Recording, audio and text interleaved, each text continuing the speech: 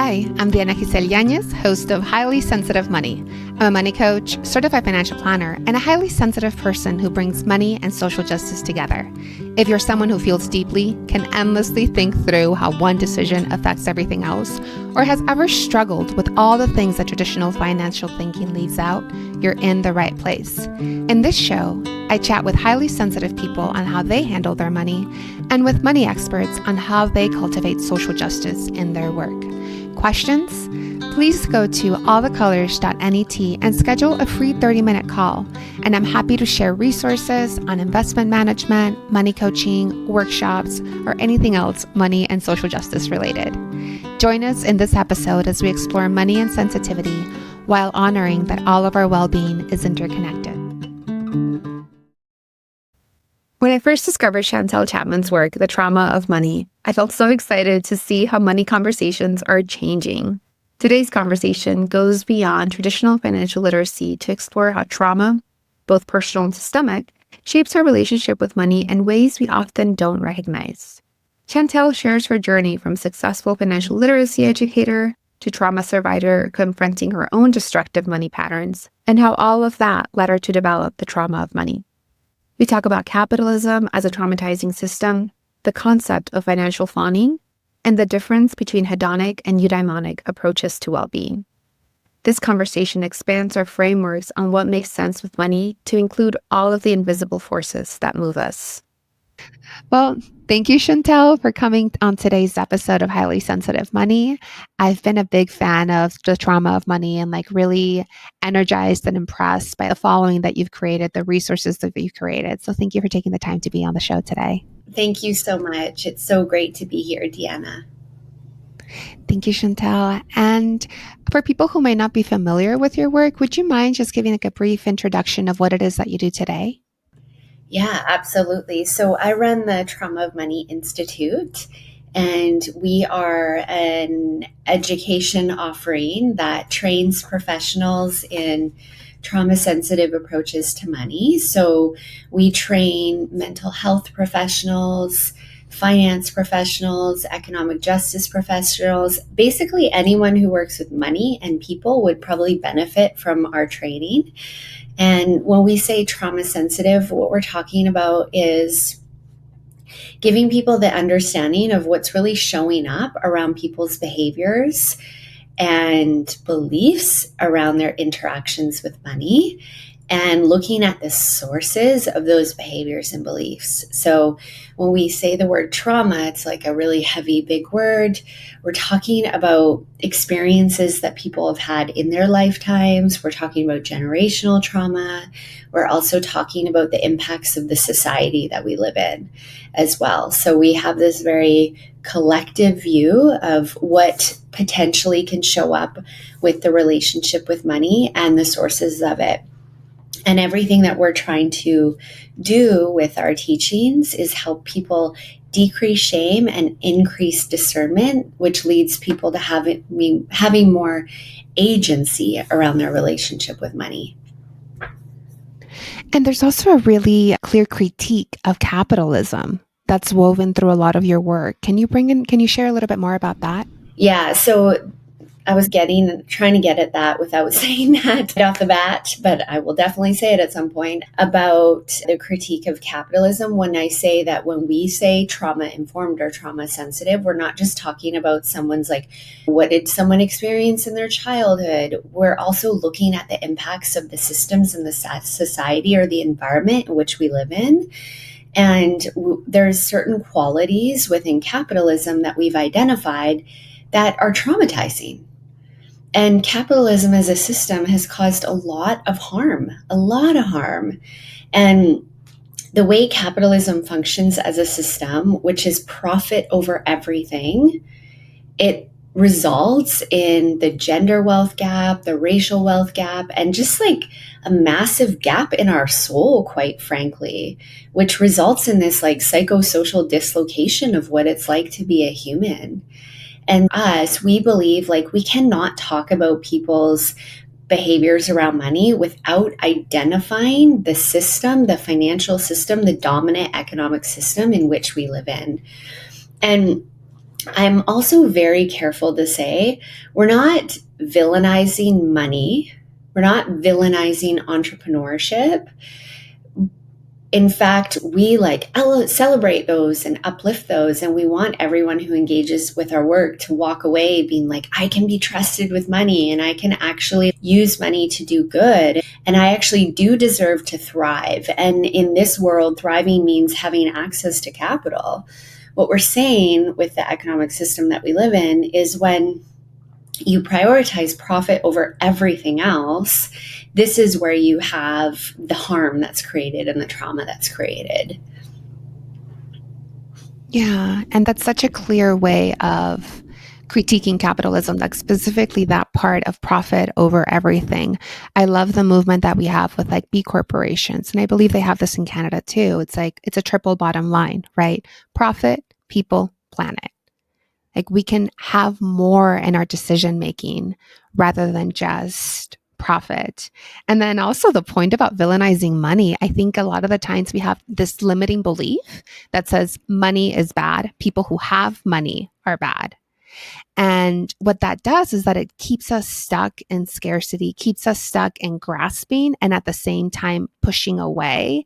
And what you said about increasing discernment, right? Being clear on where am I appalled by high luxury goods and also really craving them and like rejecting myself for wanting the luxury goods. Yeah, exactly. That's where the discernment piece is so key because, like I said, we want you to walk away from this work believing deeply that you can be trusted with money. And when you do make a decision to buy something, let's say it's a luxury good, you're doing that because it's something that it's in alignment with you. And it's not a response to some sort of societal programming that says you're only worthy if you have this.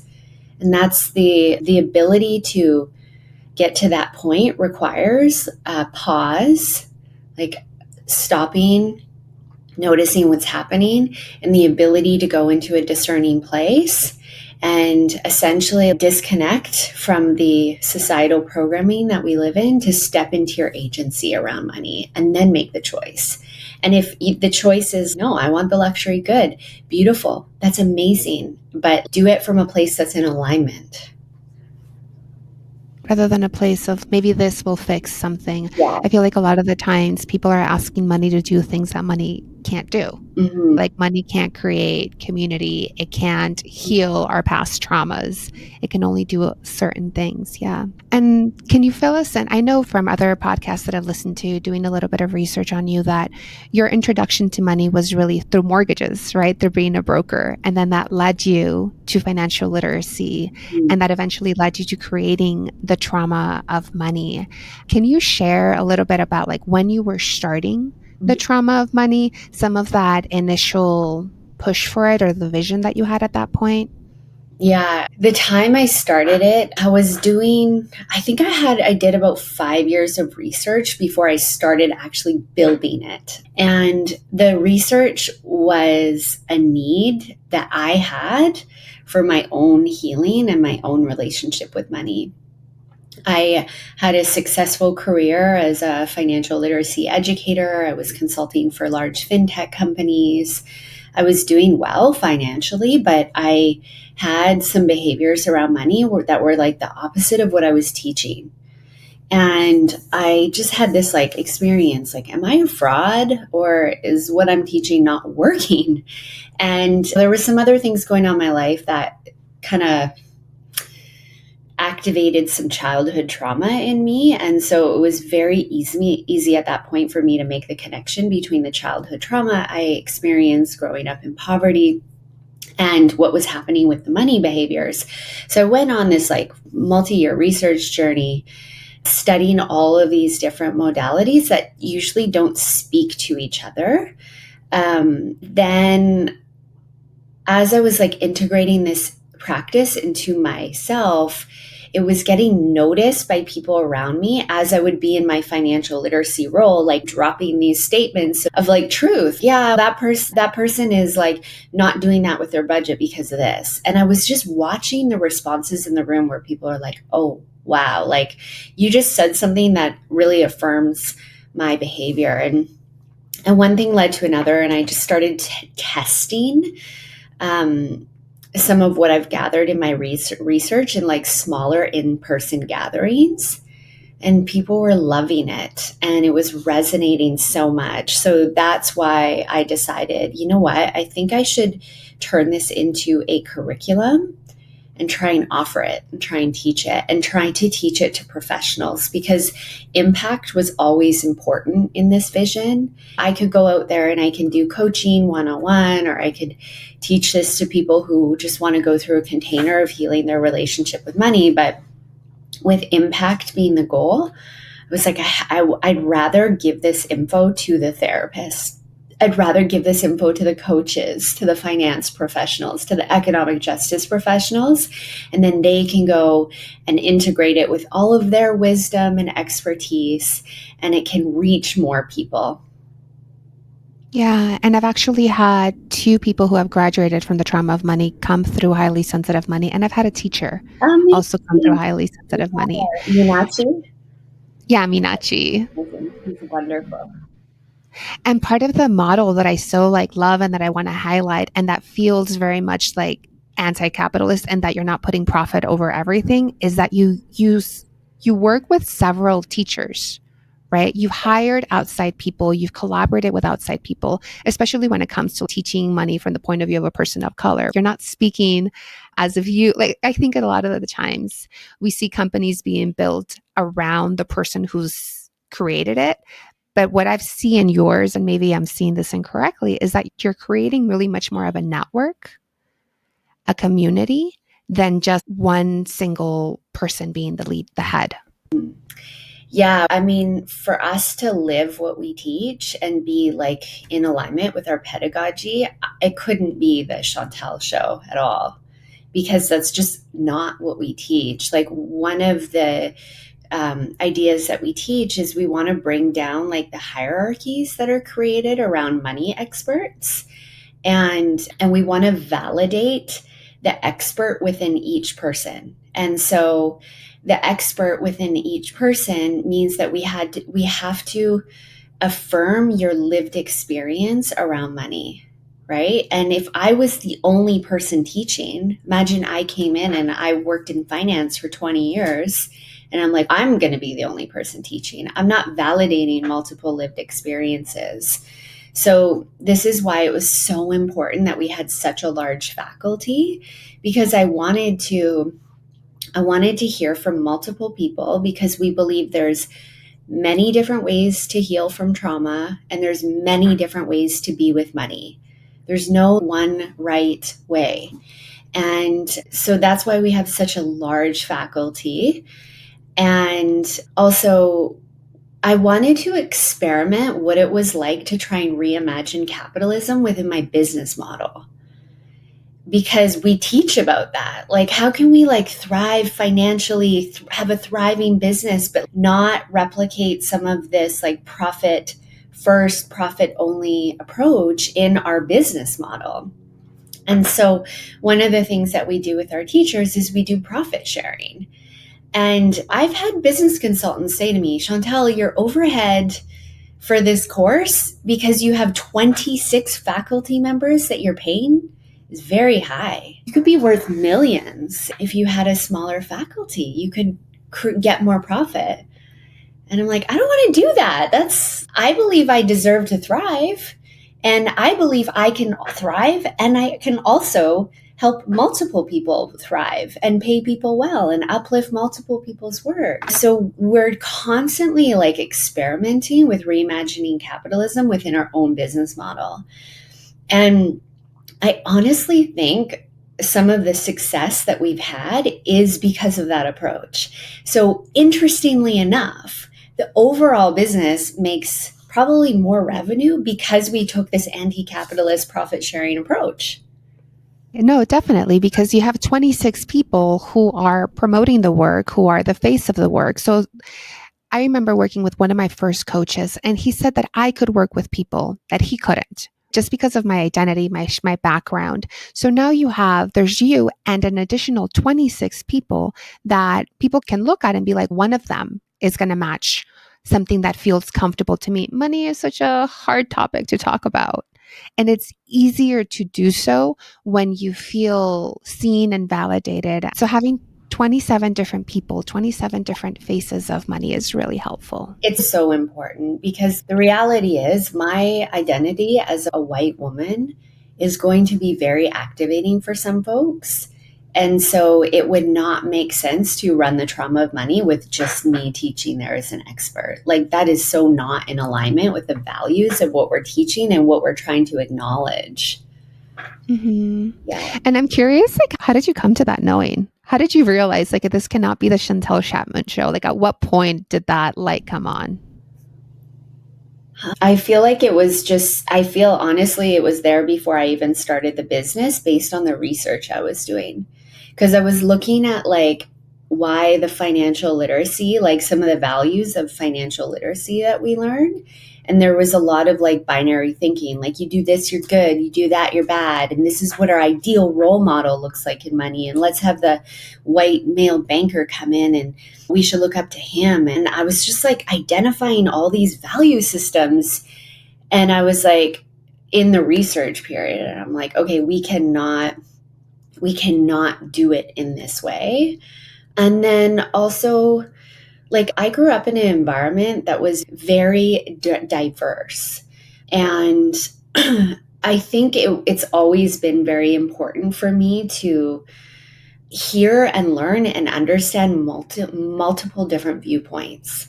And I think it's because I grew up in an environment like that. So I've just constantly been exposed to that as being the way until my 20s, when one of my trauma responses of believing that money being in close proximity to financial wealth will create safety for my body, that kind of pushed me into kind of being obsessed with being around people who had a lot of money.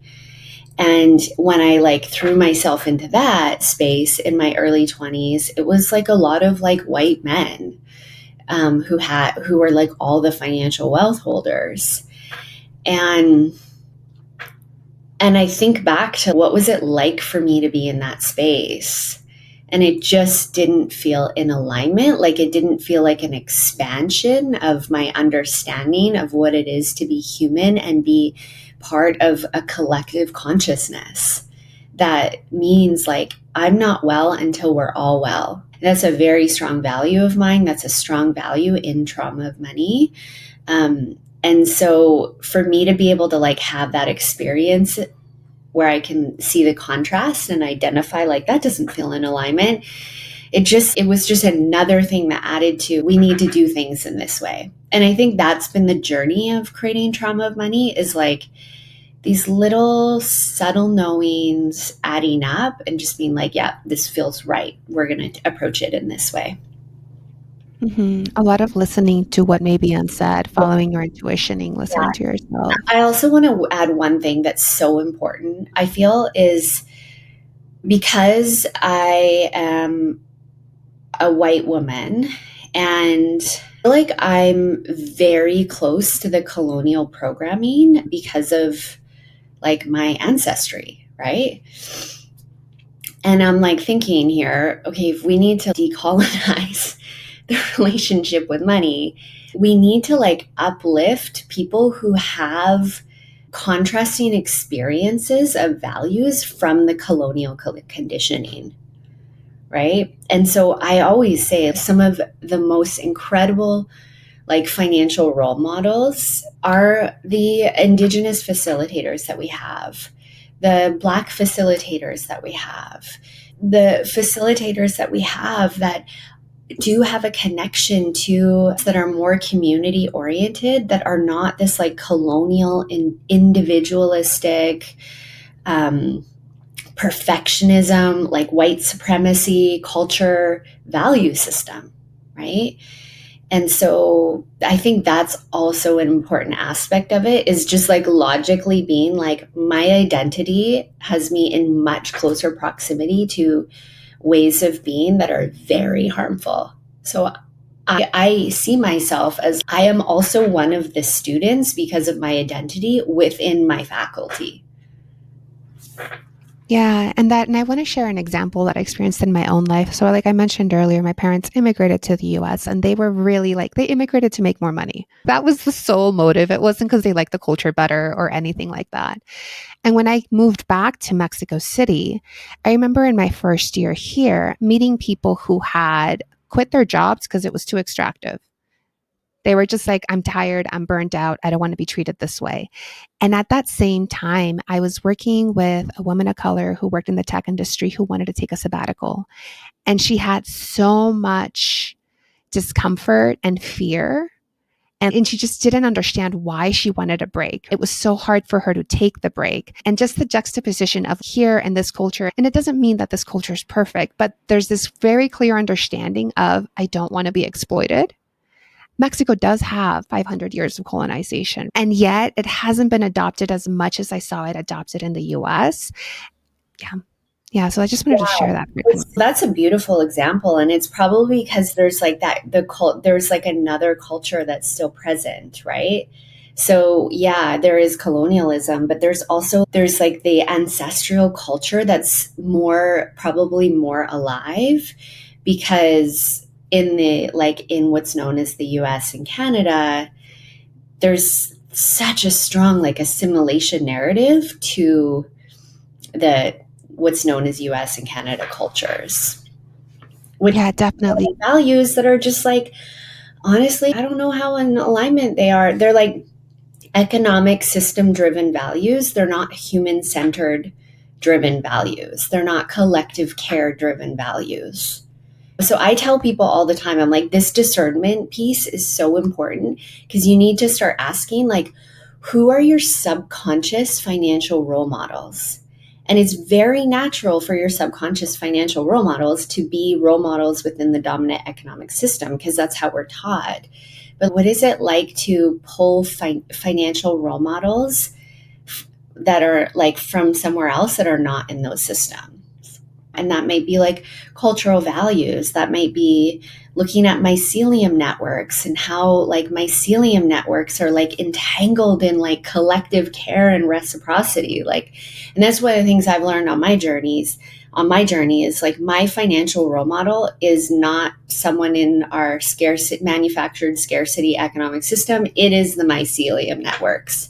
It is the forest. It is like the frameworks in nature that are rooted in reciprocity and collective care. As people are stepping into the mycelium network or the mycelium view of looking at money, what are some of the buffers that we can create internally in our mindset, like to protect ourselves from or to start to question and move beyond capitalism? I think one of the examples is like creating more community, like focusing on community, but what other examples might you have? Yeah, I would say the first one is mindfulness and just noticing default responses. And this is where in trauma of money, we do a lot of like nervous system work and nervous system awareness work just to notice the beliefs, the emotions, the experience in the body, not because we're trying to fix or suppress something that's like that your very wise, intelligent brain and body is trying to work through, but just to collect data like, what's happening here? And oftentimes, like something that occurs when trauma is present or when scarcity or scarcity mindset is present is we go into this or that thinking. Because our brain, the job of the brain is to basically reallocate or allocate resources to create an environment of surviving and thriving for us. Sometimes the brain gets hyper focused on survival because of trauma or scarcity. So the brain is just like reallocating where it's sending energy and resources to help us be in that place of survival. And so one of the things that happens is the brain will be like going into binary thinking. Okay, I've got this option or I've got this option, right? And so we always say, what is it like to notice what's happening and then pause? And pause being an acronym for perhaps an unseen solution exists. So we have that moment to pause. And then we might be like in that moment of pause and we might be noticing, wow, like whatever is belief or behavior is occurring here, it's feeling connected to a little bit of shame. And then we go into that discernment space. Whose shame is this? And this is one of our favorite questions in trauma of money. Whose shame is this? Because oftentimes, like, so much of what we're experiencing around money has been placed on us because of external conditioning. So asking whose it is, it helps depersonalize, and it creates some spaciousness between the narrative, the belief, or even the manifestation of the belief and the behavior, and our innately worthy selves. And so I think that right there is the buffer, that discernment piece. So first awareness, and then discernment, and then how can you create a sense of belonging, which is essentially where, like, belonging is like reconnecting with your value system. And then that's where we move into, community and all those other things that feel more in alignment with your values. Yeah. And one of the things that came to mind as you were sharing this like initial buffer of pausing, slowing down, noticing, is that often we want to stay in what's comfortable, whether it's healthy or not. Mm-hmm. Right? Yeah. If I grew up in scarcity, if I grew up with a lot of binary thinking, whether it's serving me or not, because it's familiar, I'm going to want to stay in it. I wonder, how do you help people? How does the trauma of money help people expand their tolerance for the unknown and start to move towards what they actually want to embody? Yeah. I think psychoeducation, and that's what we essentially do, is we are a educator. So we teach about how the brain and the body works. Let's say you grow up in an environment where your cortisol, the stress hormone levels, are quite high because you experience chaos. And this is something that I experienced. My comfort zone is probably going to be in more of a high stress situation. It doesn't feel good, but that's what, from a neurochemical standpoint, I'm like, yeah, like I feel most alive when I've got that increase of cortisol and dopamine and adrenaline. Like, and if I don't feel that, I'm freaking exhausted. So what am I doing? What am I subconsciously doing to seek out that energy? Maybe it's me being late on my bills every month. Oh, I'm like leaving it to the last minute. I'm getting really late. But guess what? I'm getting that neurochemical inner pharmacy hit of those stress hormones because I'm freaking exhausted and I need the energy. Right. So there's like what's comfortable, what's familiar, but it's also happening like on a neurochemical level as well. Because remember, the brain is all about reallocating resources to give you essentially energy for surviving and thriving. And the way we work with that is slowly. We work with it slowly and gently and in repetition. That's why this like noticing piece, the slowing down, the mindfulness is really important, because it might be too jarring for your nervous system to completely do something contrary in the beginning. So step one for you might just be like noticing, that's interesting. Okay. And then step two might be like, okay, this time I'm going to explore what it's like to maybe not choose that path, which feels really comfortable, but just to maybe try to replace that path with something else that is going to give me comfort, but it's a little different. Maybe it has less negative consequences. And then you go into that as a curious scientist and you explore, what is this like? And we do it in repetition. And that's so key for working with trauma, is the repetition piece. Because I want to, as I said, like, we want to stick with what's comfortable, but we also have neuroplasticity. We can change, right? There is definitely hope. And this makes me think of a James Baldwin quote: not everything that can be faced can be changed, but nothing can be changed until it's faced. Yeah. Beautiful. Yeah. And that initial discomfort of noticing what isn't working and then trying to change it.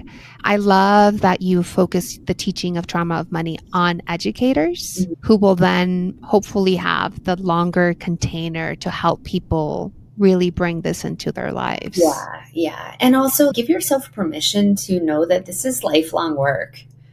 You know, we live in an economic environment that is so activating. and so unjust. So there is not a linear path to healing that until that system's fully gone, which that's not going to happen in our lifetimes. So this is an ongoing experience of working through this. So give yourself the grace and the permission to go slow and to know that there's not really like an end point.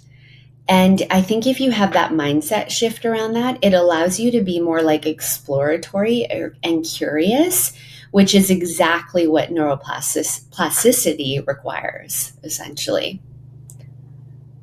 So moving away from this idea of this is life or death, I have to fix this now. It's nope, it's a process, it's a skill that we're learning. Yeah, yeah. It's progress over perfection, as we would say in the 12-step addiction recovery. And one of the questions that I generally ask at the beginning is like, what was the financial background of your childhood and how does it affect the work that you do today? I think some of the things that you said is like growing up in poverty and scarcity, black or white, really moving into where could you find security and imagining that security was in finances, and now expanding how you see security to like community thriving. Yeah. Is there anything else that you would want to add about Yeah. the context of your background? Yeah, and I'll just give a little content warning. I'm going to talk about sexual abuse, not in detail, just the mention of it. But so if that's something that you need to step away, if you're listening to this podcast, I'm going to probably talk about this for about 2 minutes. But I grew up with a single mom. I lived in social housing. I lived in poverty.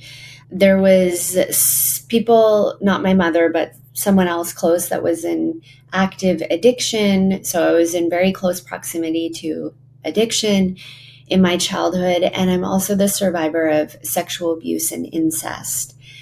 And I had developed two very strong narratives around money from those experiences. And the first is, if my mom would have had money when I was a young child, my body would have been safe and protected. Because things were happening, there was like a violation that was happening in my childhood around my physical safety. And it was happening simultaneously with me hearing about my mom stressing about this thing called money. And I was quite young. I didn't fully understand what is money, but I just knew this thing called money was causing a lot of stress. So my brain was like, if your mom had money, your body would have been safe. So this core belief of money equals security is true. Money in our society equals security. For me, it was like money means you're not going to be violated, essentially. So that was a very strong belief, which led to probably me even having a career in finance. Honestly, I'm not a numbers person. I get so activated with numbers. Like, it's strange that I work in finance, but it was because of that. Oh, if I'm in close proximity to money, I'm not going to be violated. I'm going to be safe. And then I have this belief, you're not worthy of money. You're not worthy of thriving. And also, from what you know about the economic systems, is money is violating. So if you have money, you're not going to be violated. Money is violating. And you've got these two beliefs that are causing basically this massive cognitive dissonance, which is what manifested in all the behaviors that I was seeing in my own relationship with money, which I call financial fawning. Basically, like, I was using my money, time, and any resources that I had available to me as a way to seek love and acceptance. So this means I was overworking and under earning. I was giving everyone a discount. I was undercharging. I would pay for dinner for my friends, even though I couldn't afford it. I was racking up credit card debt because I needed to buy the clothes to fit in and belong. And I was just like overextending myself in to meet this, I don't know, this like material vision that I had of myself, because like I thought if I look this part, I would be more accepted into spaces where there was a lot of financial wealth, which means I wouldn't be violated, yet at the same time the money itself is violating. So it was through those experiences in childhood that really led to a lot of the behaviors I had around money, which essentially led to the development of trauma of money. And one thing that is a core part of our teaching is in the financial psychology world, they teach about what we call financial trauma. And financial trauma is defined as a trauma that occurs because of something specifically due to money. So this could be like having trauma because of growing up in poverty, which I experience. But nowhere in the financial trauma approach in the world of financial psychology was there a connection made between my sexual abuse and how that experience was showing up in my relationship with money. And this is one of the things that led me to be like, okay, no, we need to map how that experience can also show up in the relationship with money, even though the original trauma had nothing to do with money. So at Trauma of Money, we believe that any trauma anyone experiences, even if the original trauma has nothing to do with money, it still has the ability to impact your relationship with money. And I'm so sorry to hear that happened to you. Oh, thank you. Yeah, it's common, unfortunately. It's very common. Yeah, it's like, it's absolutely devastating how many women come to me and tell me that's also my story. Yeah. Yeah. I love how you have transformed it or integrated that experience and seen the wider context in which the abuse happened. Mhm. And I hear this acceptance and neutrality and fierceness and courage. That's also part of how you've moved forward with it. And like you just mentioned, there's so many people that come and share, this has been part of my story. You're normalizing it Mhm. in a way that's super helpful. Thank you. Thank you. Yeah, that was a journey. Of course, when I first started talking about it openly, it was so tender. It was so tender. But I've one of the things that has supported me the most is being I think the experience of like belonging and understanding that I wasn't alone in that experience, because unfortunately it is very common. Yeah. But there's quite a bit of shame around an experience like that. And then one of the narratives of shame is you're the only one feeling this. You're isolated in this experience. Yeah, Brene Brown talks about the antidote to shame being sharing it publicly, Yeah, right? belonging. Yeah, that's right. Yeah. And seeing that people will still connect with you, will still value you. Yeah, definitely. I'm going to make a little bit of a hard turn to another topic that you've talked about in different episodes. You talk about hedonic versus eudaimonic Mhm. at motivation. Can you share like what those terms are and how you include it in the trauma of money? So, hedonic is basically, I'll talk about it from like the philosophy standpoint. So, hedonic means you seek pleasure over pain, essentially. Like hedonism is like a focus on pleasure. And first of all, I want to say there's nothing wrong with seeking pleasure. I think we're pretty like wired to want to experience pleasure. Beautiful thing. But the looking at the difference between hedonic and eudaimonic. So eudaimonic is an approach to well-being in life where yeah, we might seek pleasure, but we also have experiences of purpose and meaning that can give us a sense of well being in our lives, even though the focus is not just on the pleasure. And so basically, I think it was Aristotle, he was like arguing with a philosopher about like, how do we have a good life? And this one philosopher is, you have to have more pleasure than pain. You look back at your life, if there's more pleasure than pain, you had a good life. And then Aristotle's, no, I think actually this eudaimonic approach is going to have more well-being in your life, where it's yeah, you experience pleasure, but the focus isn't just on pleasure, it's also about finding meaning and finding flow states, connecting to something greater than you. And so if you look at the Latin etymology of the word eudaimonic, it basically means like good spirit. And so these two approaches to well-being have been like deeply studied in the psychology world, and they found that people who have more of this like pleasure seeking desire in life, they experience more like emotional ups and downs, a lot of highs and lows. And actually, if we map this to what we know about dopamine, that makes sense, because when you're seeking dopamine, which might feel like you're seeking pleasure, but you're basically seeking like the chase of something that's eventually going to give you pleasure, you're going to experience like spikes of energy. But the thing is, the more the dopamine baseline increases, it has to drop for your brain to get back into balance, into homeostasis. So in dopamine seeking behavior, there's a lot of highs and lows, right?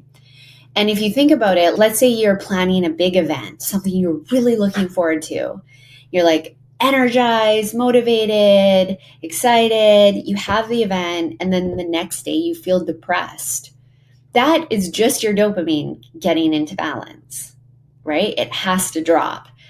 When the psychology world was like researching the eudaimonic approach, and people who have more of this eudaimonic approach to life, where they are seeking meaning and purpose in flow states, they found more balance. There was less high emotional highs and lows. And that, again, it checks out from the dopamine standpoint. And also, who was it? Viktor Frankl, he wrote a book called A Man's Search for Meaning about his experience in concentration camps.